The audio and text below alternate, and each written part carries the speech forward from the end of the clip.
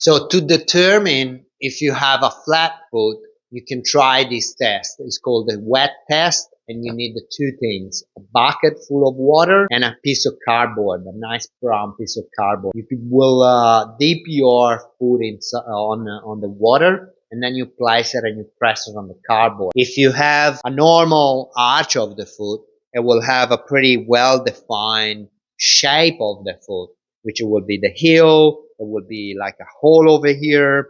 The outside edges of the foot will be showing. Toes that will be showing. Under the big toes that will be showing. But there will be a gap in between, in the middle, because that's your arch, your middle arch. And instead, if you have a flat foot, it will be wet all over.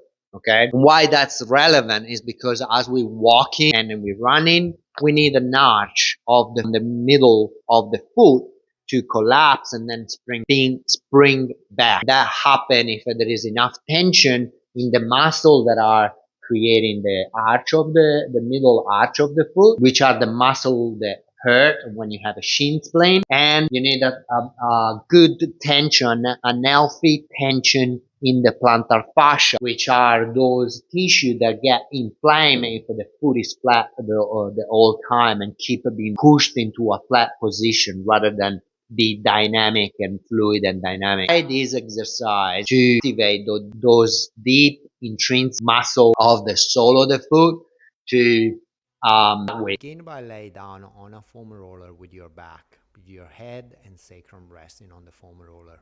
Bring your arm across the chest like shown here in the video and raise foot from the ground for 5 to 10 seconds. Alternate between left and right. To increase the difficulty of this exercise, you can also switch to a Swiss ball and work in the same fashion as the foam roller. As an additional challenge, you can utilize the leg that you have lifted from the floor and start swinging it in the air. Bring one arm out to the side on the opposite side of the leg and swinging it also up in the air. This will increase the challenge of those deep stabilizer muscle of the foot and intrinsic flexor of the foot to grip into the ground, and consequently by gripping and pressing down you basically reactivate and establishing that middle arch of the foot.